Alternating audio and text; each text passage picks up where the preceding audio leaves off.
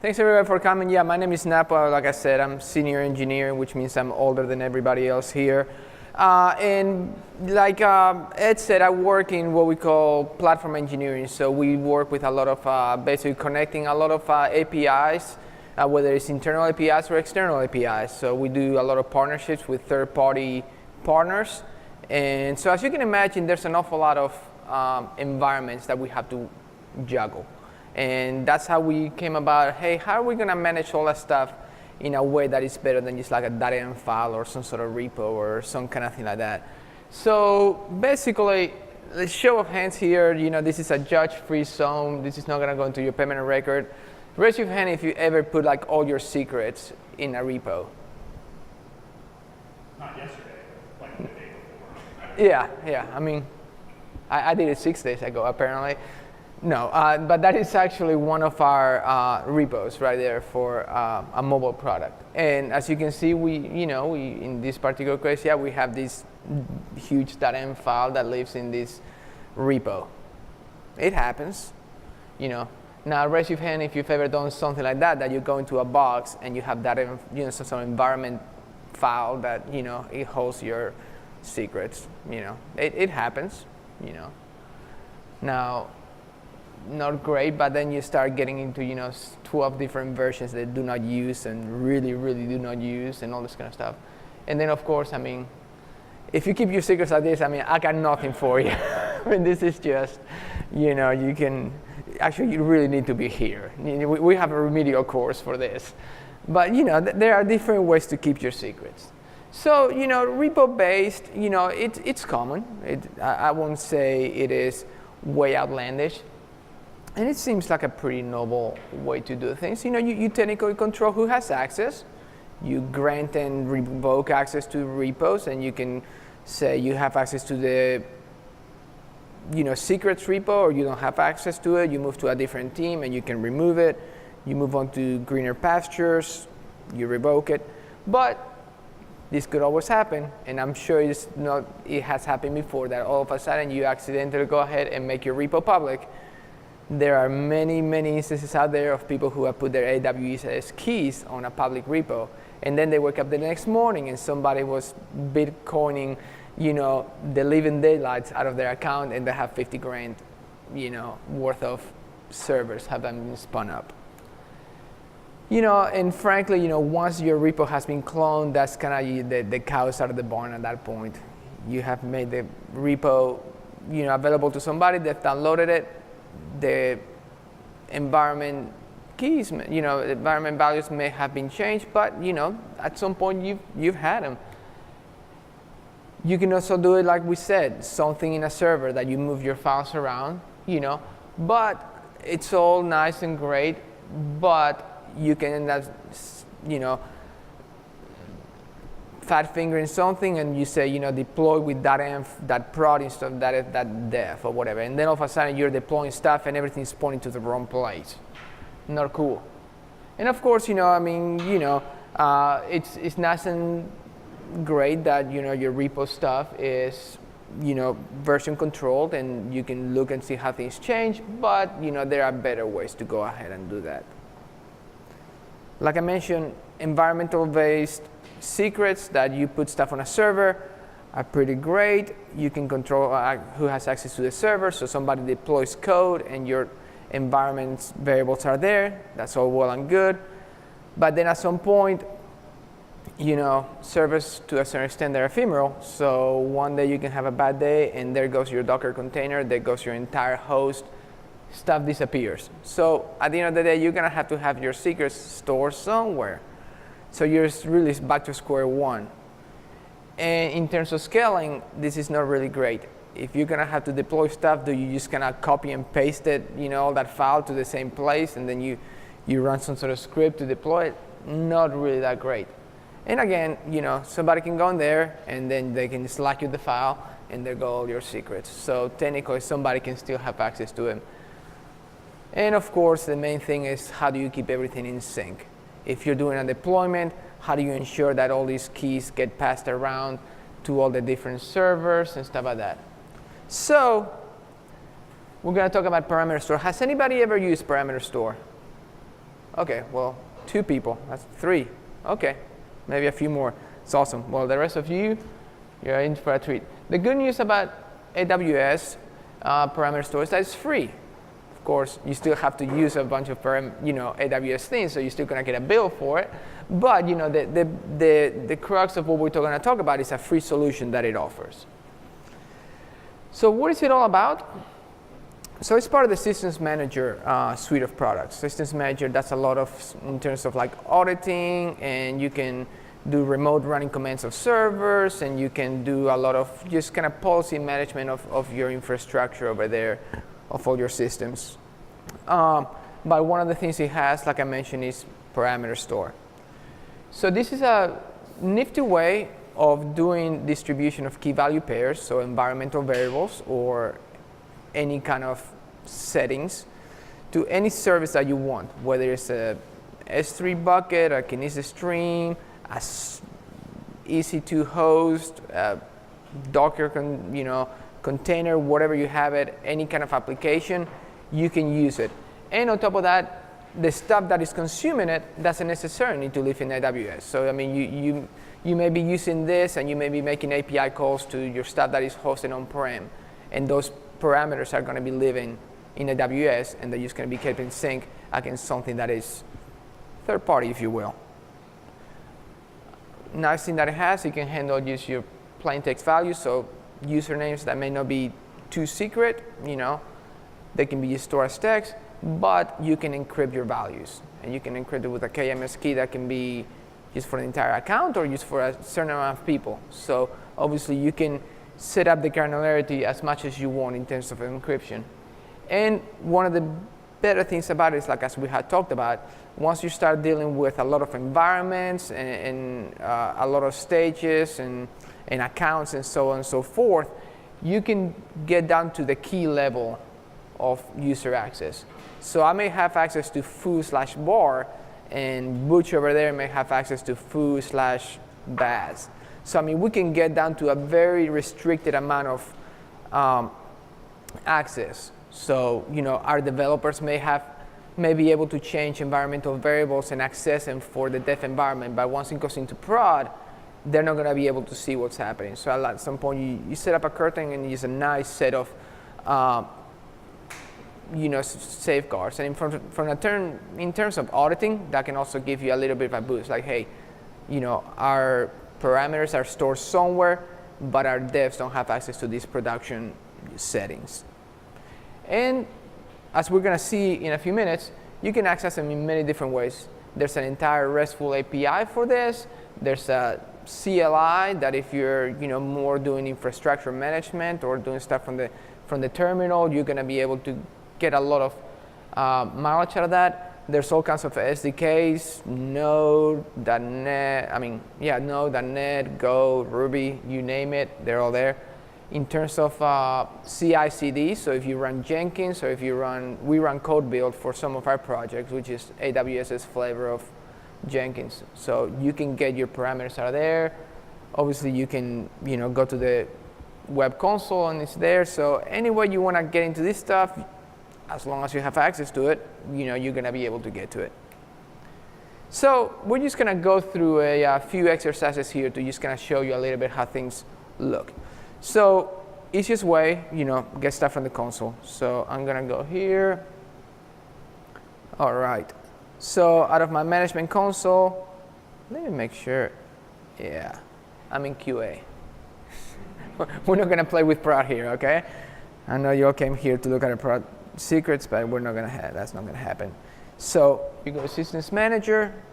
Let's see if I can make this a little bit bigger. And like I said, there's a lot of stuff for maintenance windows and patch parameters and stuff like that in Systems Manager. But what we want to look at is parameter store. So as you can see, we have an awful lot of values here. But I'm going to say, hey, I'm going to see anything that starts with meetup. So as you can see, we have a handful of values right here. So we have one that's called fancy thing, and it's called party on Wayne, and that's the value right there. You can see that it actually has history, so you can see how those values have changed over time. that can be helpful for seeing, okay, so let's see who changed, the password or when it was last changed. So you can see things like that. So this is this is just a string. Now, if I were to look for, fancy secret, let me just open it here on a different tab. Oh. You can see that it's actually obfuscated, but technically you can go ahead and look at it right here. So when it actually is returned back to you, if you have access to decryption, you're going to be able to decrypt it. Some people may be able to see that there is a value called fancy secret, but they may not be able to decrypt it. So again, you can give them a little bit of granularity in that regard.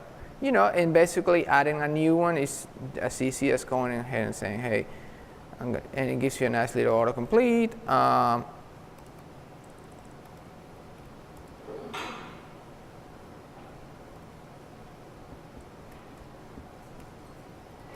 All right, so boom, shake boom, and it's there. So now basically anybody who has access to the parameter store can query for it through the API, through the CLI, you name it. It can just get pulled down into your servers, and you have it. So this is the easiest way, of course, to use it. Now, let me go back here. So come on.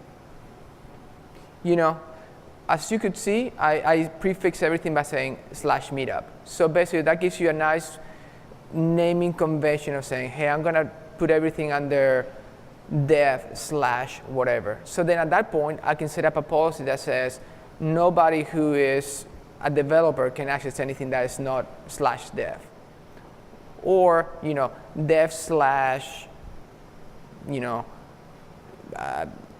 fancy API, whatever, So that prefix will determine what you have access to, and then you can organize things pretty well. Like I said, you can store things as plain text. You can store them encrypted with a KMS key, and it'll basically look something like that. Cool? Questions? We're good. Yes, sir. Any limitations on the number of versions?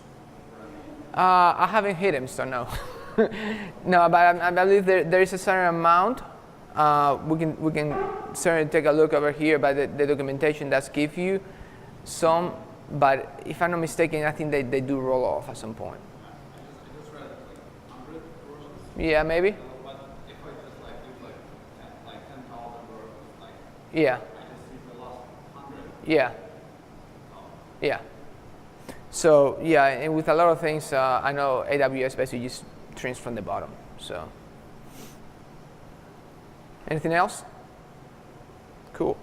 Now, of course, I'll be the first one to admit that the console does leave a little bit to be desired. So, and obviously, from where I'm sitting, I tend to interact with things a little more programmatically. So the CLI, which I'm sure many of you, if not most of you, are all of you are familiar with, is a pretty easy way to do things. So you can access things programmatically from the command line. What you see is going to be based on your current AWS permissions. So all you have to do is, just pass your profile. If you're managing 3 or 4 different profiles on your account, you just, do / or export your profile, and then you'll be in that scope, and then you'll be able to see things as they are, permissible to you. So for example, and we'll do this in the CLI real quick. It's pretty self-explanatory. It reads relatively English, if you will. It's AWS SSM.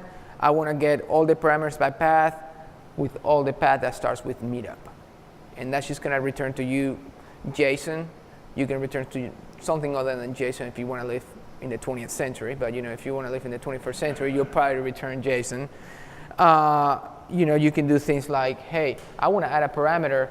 It's a meetup fancy thing with value awesomeness and type of string. Like I mentioned, you can have 3 types of values there. You can have a string, you can have an encrypted string, or you can have an array of strings. I never used the last one, but it's out there if you want to use it. Of course, if you want to override, a lot of things in the AWS world are like, I just want to put something, and it's going to upsert. So if it doesn't exist, it's going to go ahead and add it. If not, it might just give you a little warning, hey, just do it, but just put override in there. So let's go through a little example over here in the console. All right, cool. So we can start querying for stuff. So AWS SSM, just for giggles, you can see that you can do all kinds of things over here. Of course, it's going to give you a lot of stuff about automation and compliance and stuff like that. But in our case, we can do SSM, get parameters by path, and I'm going to say path is going to be meetup. Hey, and there we go. So it goes ahead and, because I have access to all this stuff and then some, because it's technically, dev, I can see all the stuff that I have access for under meetup. So I can do things, hey, I'm going to update this sample plain text. So AWS SSM, put parameter name, just gonna copy it from here, and then value,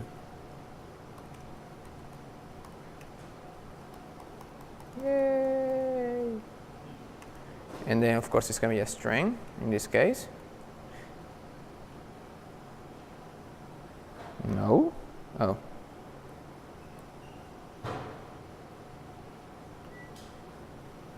Value string, put parameter. We're going to pretend that it worked, okay?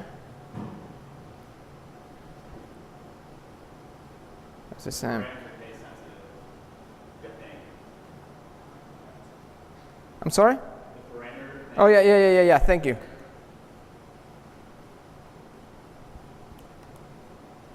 Okay, and now it's going to say, hey, I want you to override it. So, yay. And now you can see that you got two different versions. So now we can go ahead and say AWS SSM, get parameter. We can do this. History, name, meetup, same.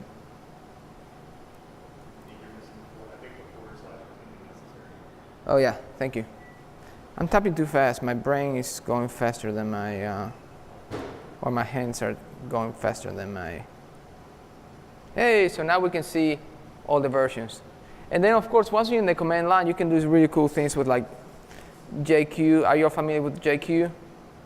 It's a good way to basically, query your JSON. So I can say JQ that parameters that 0 that, parameters that 0 that value, why not?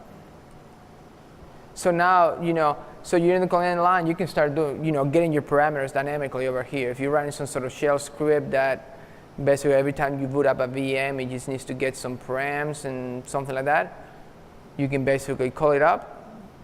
If it's running inside of AWS, you're going to be able to have access to, you assign that role that runs your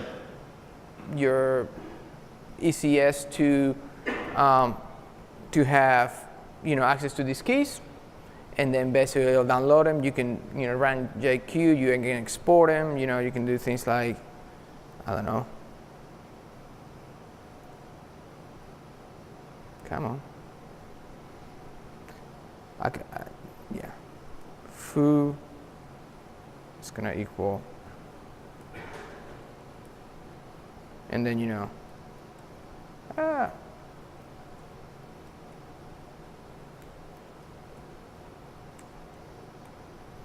so you can start putting stuff into your console. So very handy, the CLI. Any questions? Coolio. All right, let's keep cranking over here. Your CI/CD pipelines, same thing. Many of you, I presume, how many of you run some sort of CI/CD on your stuff? Cool. Anybody use CodeBuild by any chance? CodeBuild? Oh, you're about to get a little glimpse of it. CodeBuild is basically like, are you familiar with, like, I guess you'll do like Jenkins and stuff like that? So, you can use code build, to use your SSS parameters during builds, but, you can use it in serverless, for example. Anybody familiar with serverless? Cool. We use serverless a good bit, so it's out there. If you run in CloudFormation, if you ever deploy any infrastructure as a service, you can access your parameters from the CloudFormation template itself. You just tell it, hey, I want to get it from here. And again, if you pass it some sort of prefix or a stage or an environment, whatever have you, it'll go ahead and grab stuff from that path, /meetup or /dev or whatever. Jenkins, for example, does have some good plugins that allow you to tap into the SSM store. So if you're running on-prem stuff, you can still use Jenkins to go ahead and store your environmental variables out there. So we're going to take a look at a quick code build. I'm not going to go into code build in depth, but I'm just going to pretend I'm just going to run a job to deploy some services, right? And basically, all I would have to say is, hey, in my environment, I just want to set up my environment with this stuff, fancy things and fancy secrets. So I go here, get back in here, and services, code build. And in fact, I think we're going to see how it's going to break. Break on purpose, okay? Don't worry. So I'm going to go ahead and say, hey, I have a meetup demo project, and I'm going to start it up. And let's just pretend that this is coming, I'm just deploying something from source control, and it's just going to deploy to the meetup environment, whatever. So as you can see, hey, it's going to get fancy thing and fancy secret. Cool. So it's going to run, and all it's going to do is it's just going to spit out, the environment. It's not going to do anything fancy. But in just a second, we'll see whether it ran.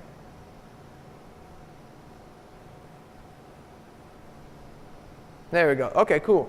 So it downloaded the source files, whatever. And it said, hey, I'm going to run whatever you told me to do. But it says, hey, sorry, this guy doesn't have access to run this. Again, we could have set this up, this particular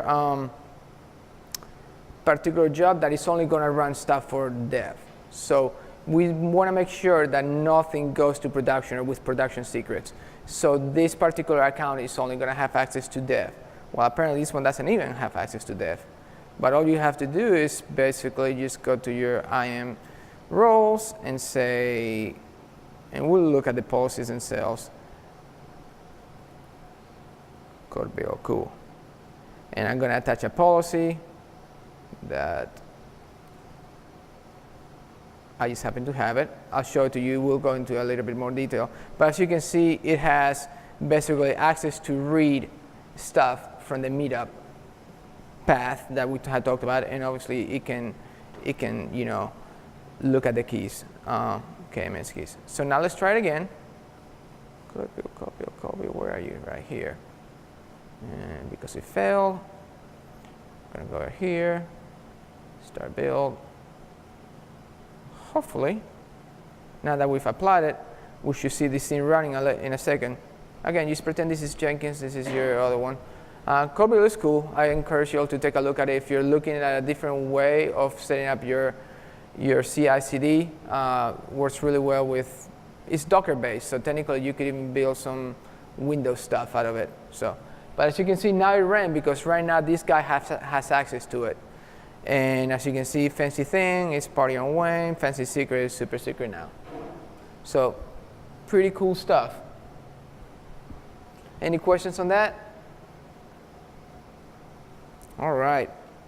Well, moving on, we're going to talk about, hey, let's, a lot of times, and speaking from experience, you're deploy something, but all of a sudden say, hey, you know what, that key, we need to change it. And a lot of times you may have to either do a deployment, you might have to get into the box, you might have to restart something, because your environmental variables are just baked into the environment, if you will.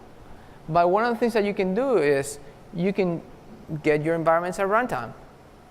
So AWS does provide different SDKs, just like it does with just about everything else. So Node, .NET Core, Java, Go, Python, Ruby, sort of thing, you name it. And what it can do, it can give you some really low latency access to your key value pairs. And as soon as one changes, you'll get the latest one. And of course, everything, if it's running on AWS, if your stuff is running on AWS, it's going to be internal traffic, so there's no ingress, egress cost, anything like that. So this is going to allow you to keep your apps up to date, and you can keep everything in sync as things do change.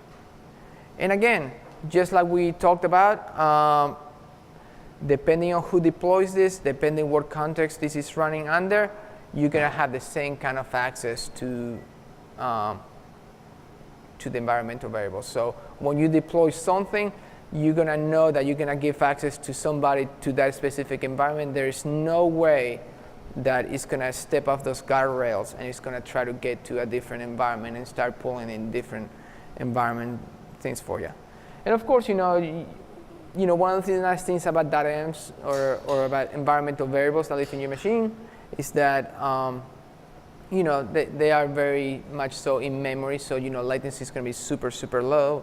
But if you wanted to, you could start doing things like, hey, implement some sort of in-memory caching. So you get your stuff from SSM, but if you can find it in memory, cache it for 10 minutes, and then basically every 10 minutes you'll basically get a new fresh copy. So that is one way that you can ensure that you have the best of both worlds. Keep something local, but always default to being able to get it from somewhere else, and that way you always get relatively fresh environment variables. So let's take a look at this real quick. Like I said, I'm going to run a quick yeah. Okay, cool. Yeah, you can see this. I'm not going to go into details about this. Like I said, a few of you are familiar with the serverless framework. Is that correct? Mildly? OK, fair enough. So we're not going to go into this. This is an abstraction layer over Lambda. So all I'm going to do is I'm just going to deploy a couple of Lambda functions. They're going to be available over an API gateway. So we're going to hit some stuff and see how it works. So basically what I'm going to do, I'm going to have two functions, so two API endpoints. One of them is going to get your stuff from the .env or from the environment that lives inside of Lambda. The other one is going to make a call to SSM and get your values at runtime. So I'm just going to deploy real quick. Actually, and I'm just going to deploy to the meetup environment. That'll work. So while this runs, we should be able to see. Come on. OK, so it's running. It's uploading. Let me go over here to Postman, the developer's best friend. OK, cool. So we knew that we're getting stuff from the environment, from the Lambda function. I went ahead and baked that environmental variable in. Cool, that's great.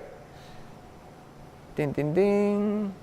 We'll just give it a second. OK, the fancy secret is super secret now from SSM. So now I'm going to go ahead and get it directly from parameter store. That's great. It works. We hadn't changed anything. But now let's just say that, hey, we put in the wrong password for something. So I'm going to do AWS SSM, put parameter name. What's it called? Fancy secret? Yeah. Meetup, fancy secret, value the right one, and then type secure string override. So we're going to go ahead and update it. Every time. Yay. OK, cool. So now let's go ahead and see what it says. So we're just going to go ahead and get it from the environment. That's kind of weird. So now we're out of sync. We updated it, but we're still out of sync because we're getting it from the environment where this Lambda is running. But if I get it from SSM, now we're up to date. So as you can see, all I have to do, I don't have to redeploy anything. I don't have to go to the Lambda. I don't have to go to a server. All I have to say is, I'm just going to update this value. And every single service, whether it's running AWS or it's running on-prem or whatever have you, is going to go ahead and get it. Pretty handy, you know, for hot fixing something. Not that that would ever happen to me, of course. All right, so as you can see, we go ahead and have access to stuff from Meetup. So I'm going to go ahead and deploy this to prod. So I'm just going to go and deploy this to stage secret Meetup. Do you know about secret Meetup? So first rule of secret Meetup: you just don't talk about the secret Meetup. Never mind. Never mind. No, but so this is a different stage over here, so that this is super secret passwords over here. So I'm gonna go ahead and deploy it, and let's see if we can get to stuff. Like I said, my account, from a deployment perspective, it can get to stuff. That's not a problem. I can go ahead and get environments, variables from any path that I want to. So let's see if it runs.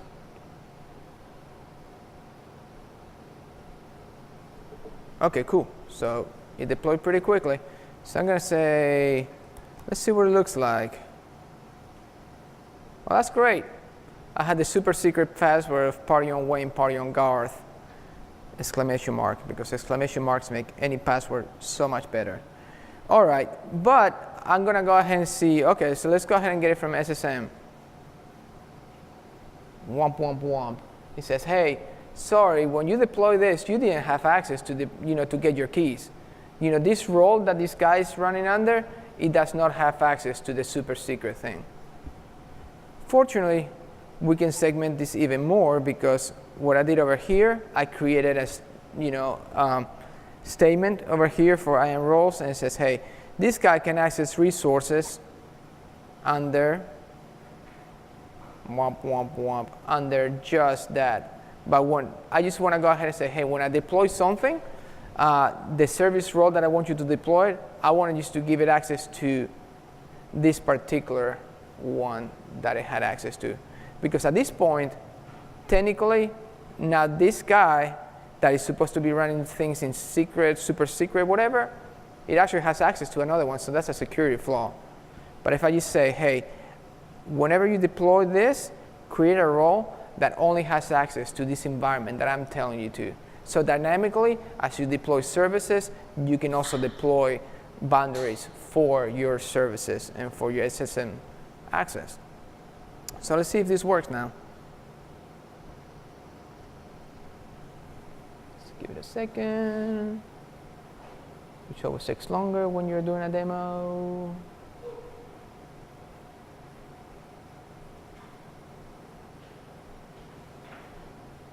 Come on. Still faster than deploy servers, OK? Let's just put it out there, OK? Deploying Lambdas is faster than servers. So, OK, cool. All right, so now let's see if this works. Boom. So now I am able to get stuff. And again, if I were to change my environmental variables to something else, if for some reason somebody went in there to Lambda and changed things, to say, hey, you can access this other one, you still probably would have issues, because this role doesn't have access to it. So, any questions? All right, well, moving on. Let's talk a little bit about Docker. I presume many of you run Docker. Just about everybody over here in one shape or form. Cool. So Docker also can benefit from SSM, and actually this was one of our first forays into using SSM. There are many libraries out there that can help you facilitate this. There's a library that we use a lot. It's called AWS ENV. Very creative, as you can tell. But whenever you boot up your container, it will actually go in and it's going to query SSM, and it's going to say, hey, you gave me this prefix, so I'm going to go ahead and snatch all those environmental variables that are under that prefix, and I'm going to start using them and put them as, environmental variables for me. Basically, the great news about this is that if you're in AWS infrastructure, all you have to do is, let's just say that you're running ECS or EKS, whatever they call it for Kubernetes. Whatever your access key, whatever your user is, as long as you give it access to, the environmental variables, it's going to go ahead and be able to get those. Same thing, just give them access to, create one account for dev, give them access to dev, create an account for prod, give them access to prod. So all the decryption is going to be handled for you that way. And, frankly, if you're not in AWS infrastructure like we're about to see, you can just pass in the access keys when you launch your container, and you're ready to go. So if you're running this in some other on-prem, Kubernetes, Rancher, whatever you want to call it, you can have access to it. Again, all your stack variables, and they can be retrieved by passing a prefix. So whenever you launch it, you say AWS prefix /meetup, and that's all there is to it. So let's look at it real quick.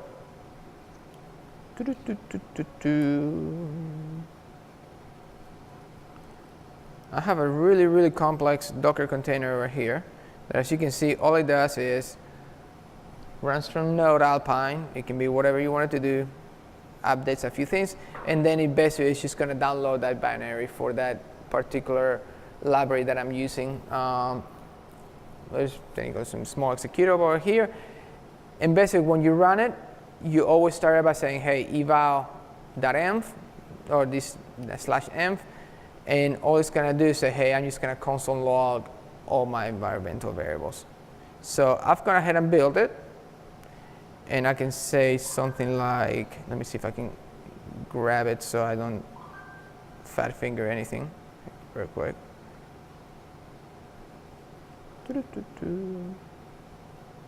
I'll show you all what it does right now. So I'm going to run this. It's going to say, hey, there we go. Run, because we're recording this, I am not going to punch in my AWS credentials. Thank you very much. I know that's what you all came here for. So all I'm going to do is I'm just going to map my AWS folder to the root folder of this Docker container. And I'm going to pass the env path. It's going to be /meetup. And it's going to be, my stuff resides in US East 1.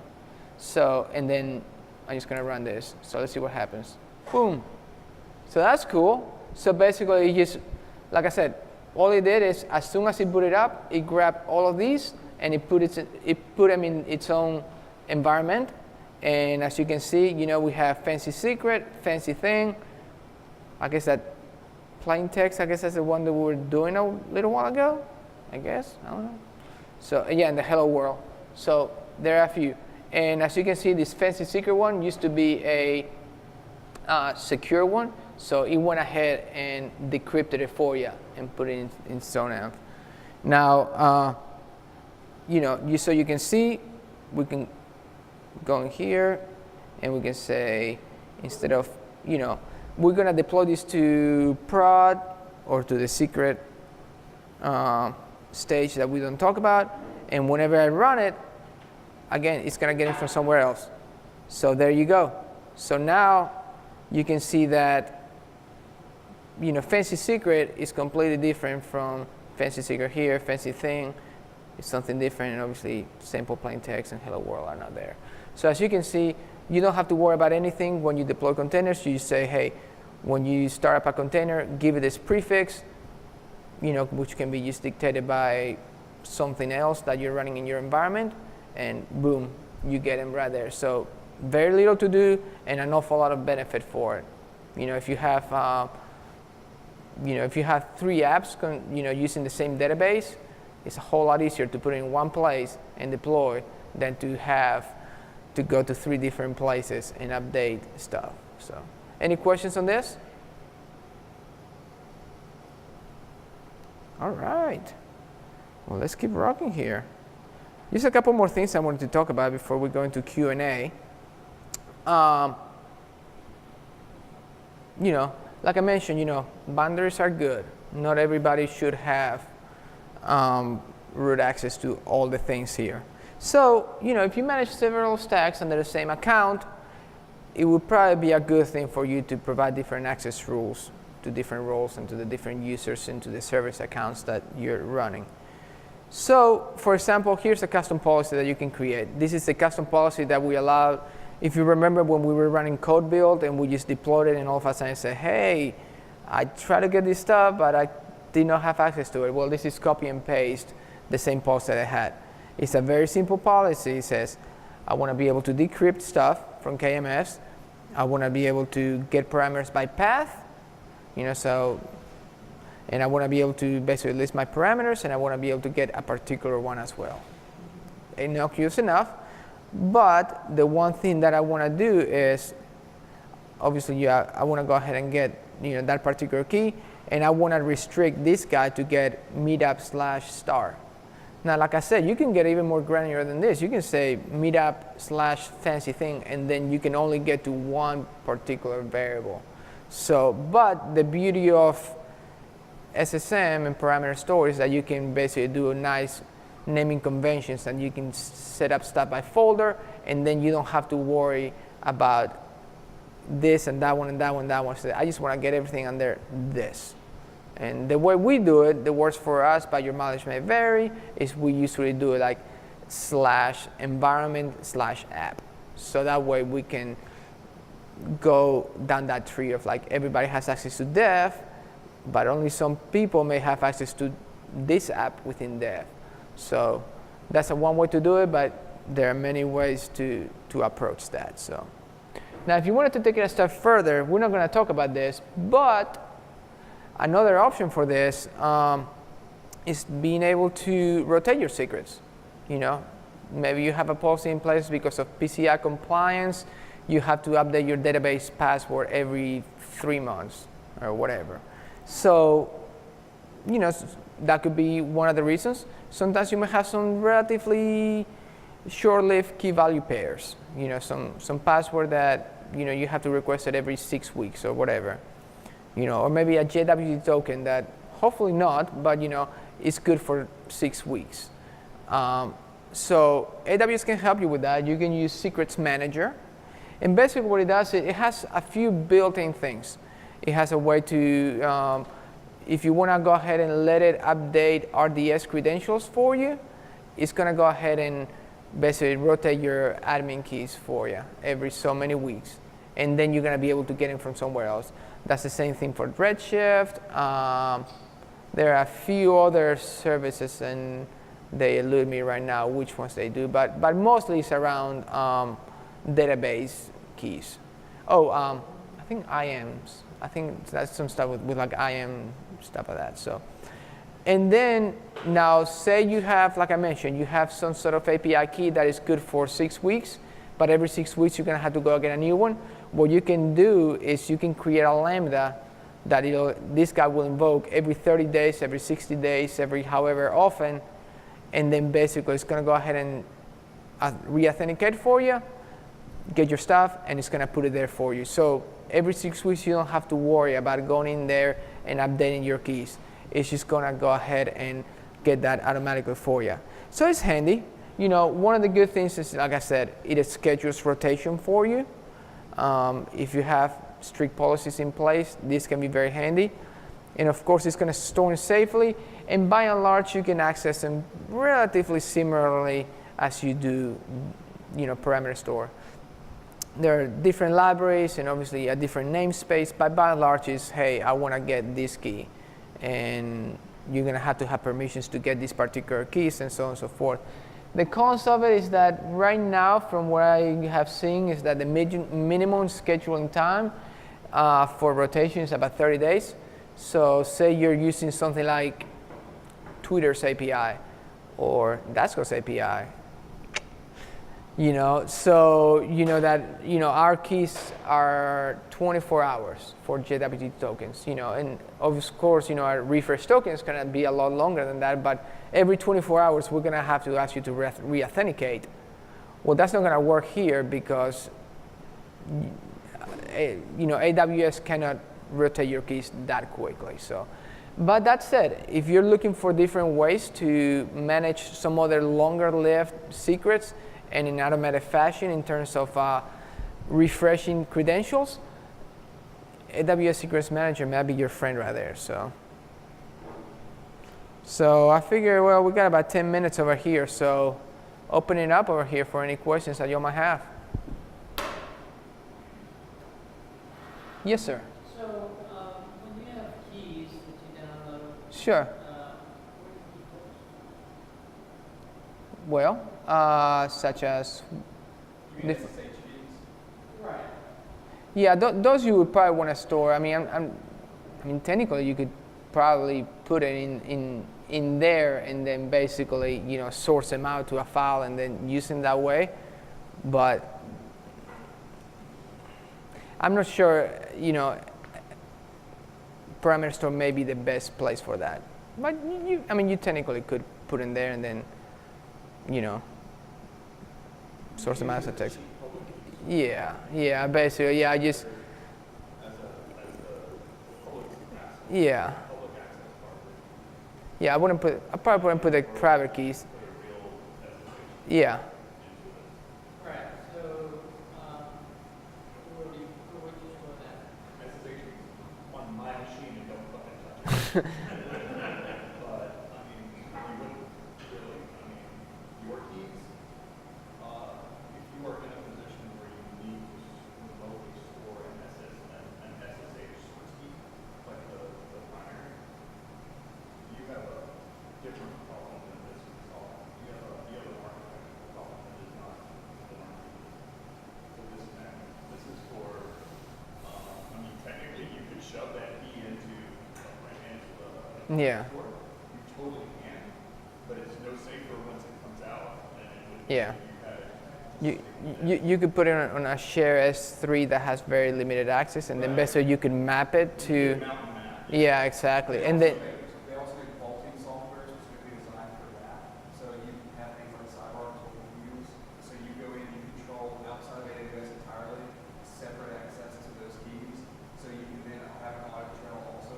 So if anyone does need access or you need to revoke access, you can do it with a third-party solution. And what kind of use? Sidebar is what they're using, but their HashiCorp has a couple of them. Mm-hmm. Vault will do that. Yeah. Yeah. But I mean, yeah.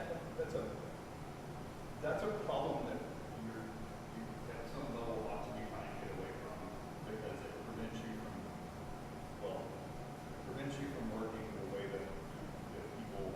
that certain cloud providers, named AWS, want you to work in 2019.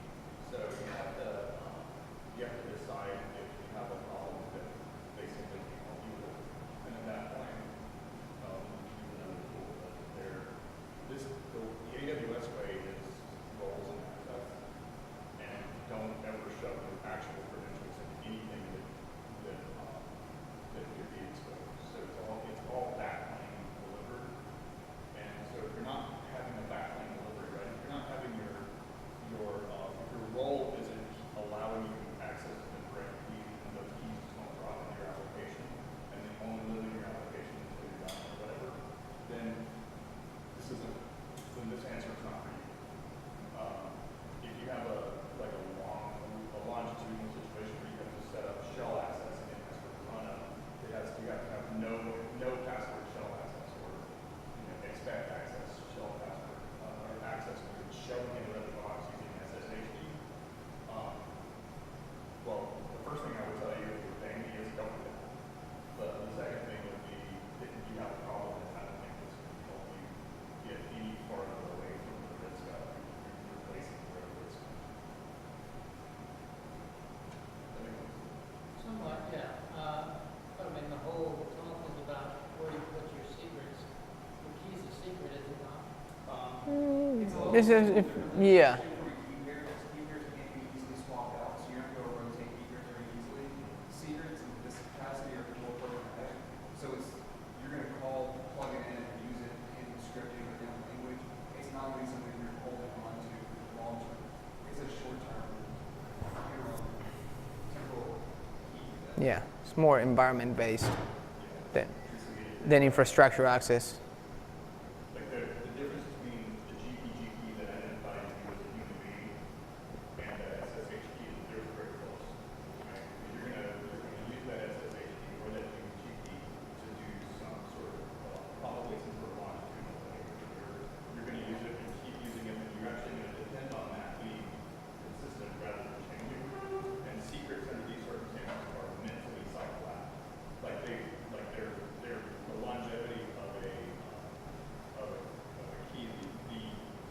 Yeah, it's a connection string. Yeah. What's that? A connection string might be the perfect example right there. Yeah, it can change, but still,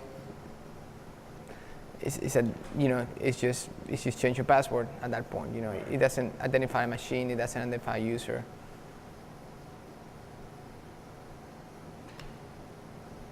Any other questions? What are some examples when you want to have a token that lasts 30 days or in order to use AWS in general? A token that lasts more than 30 days? Yeah, you said that. Yeah, that you can do the reason. Yeah, the secrets manager. Is that what you're referring to? The last part? Yes. I mean, there are some JWT, services out there that they do provide a 30-day, API key, that is good for 30, 45 days. I personally don't recommend it, but there are some people out there who will give you a token that's good for, a month and a half. So there's that. I think you're more looking at stuff that's more like compliance-based. So, for example, database credentials. Could be something that every 6 weeks you're gonna have to rotate your database credentials because of audits or whatever. Things like that. And there's a downtime associated with that rotation. Yes. Right, so there's going to be this period of time Yep. where you put the credentials on. Yeah.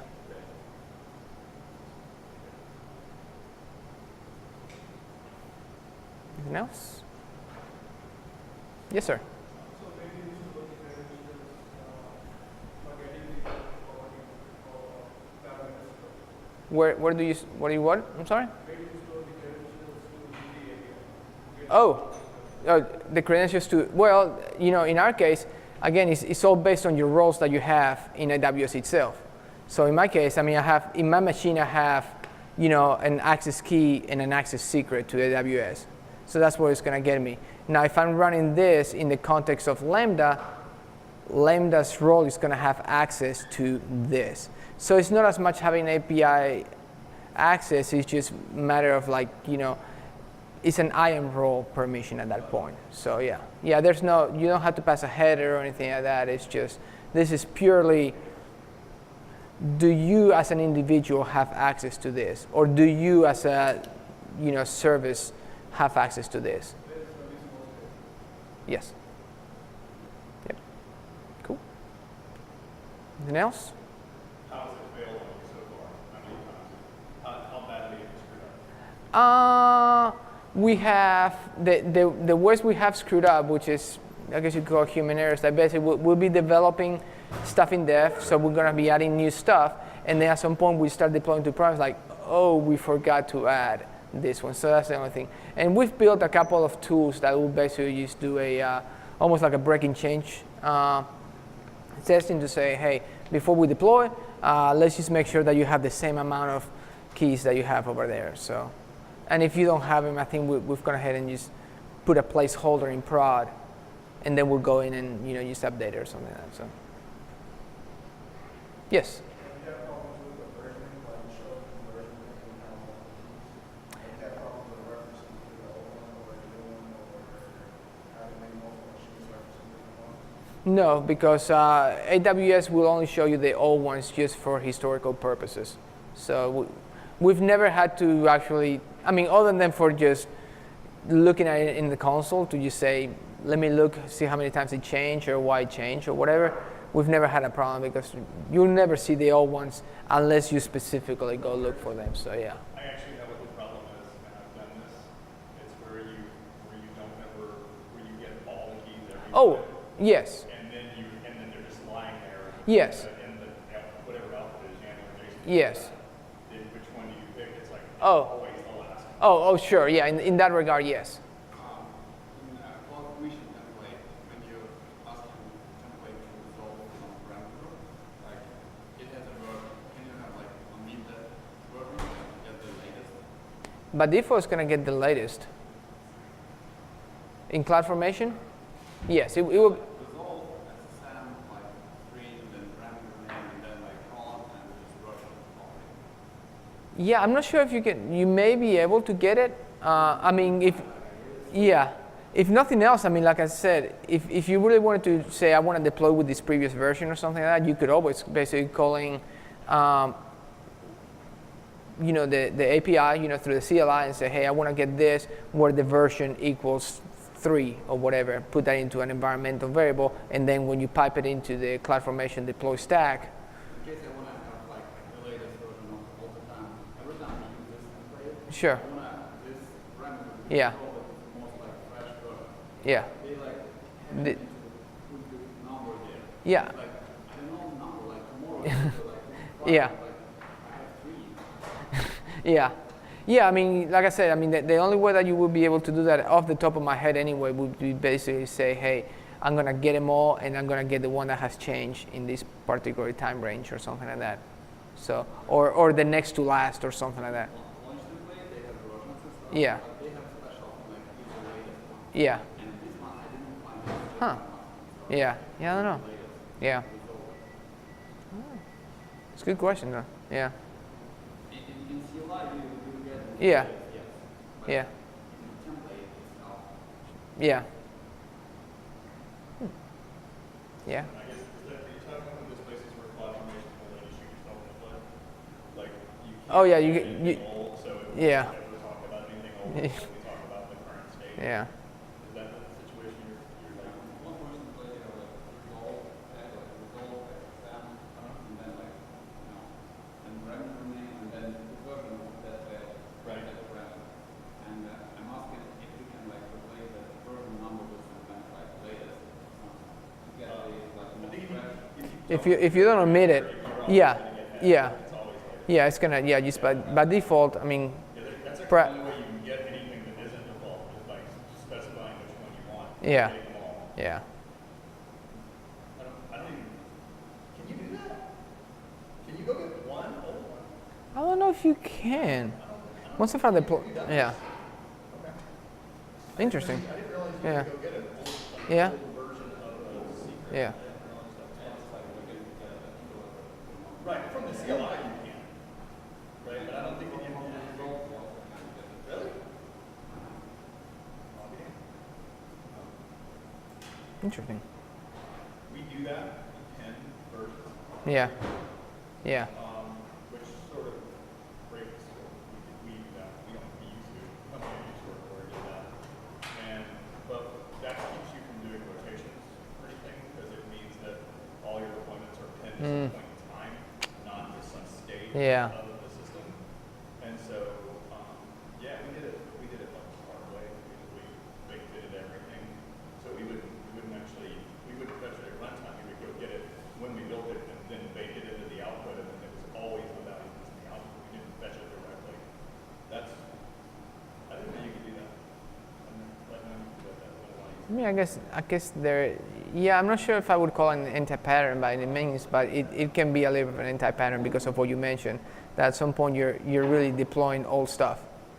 So, Well, we had a bunch of forensic situations we had to handle.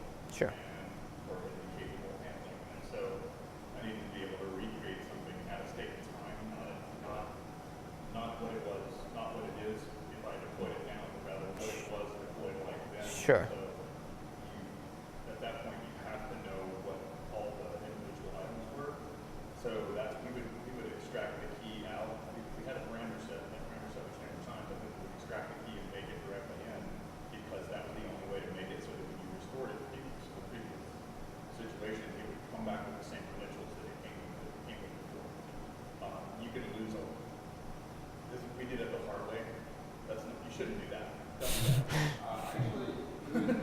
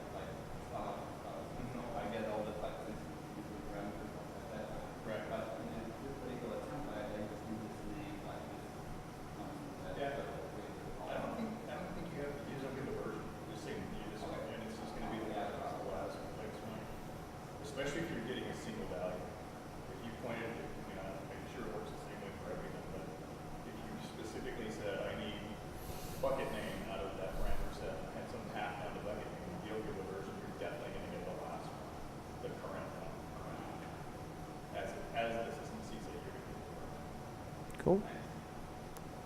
All right. Well, I think that we're running out of time over here, I think. So, well, cool. Well, thanks everybody for coming. Go do things.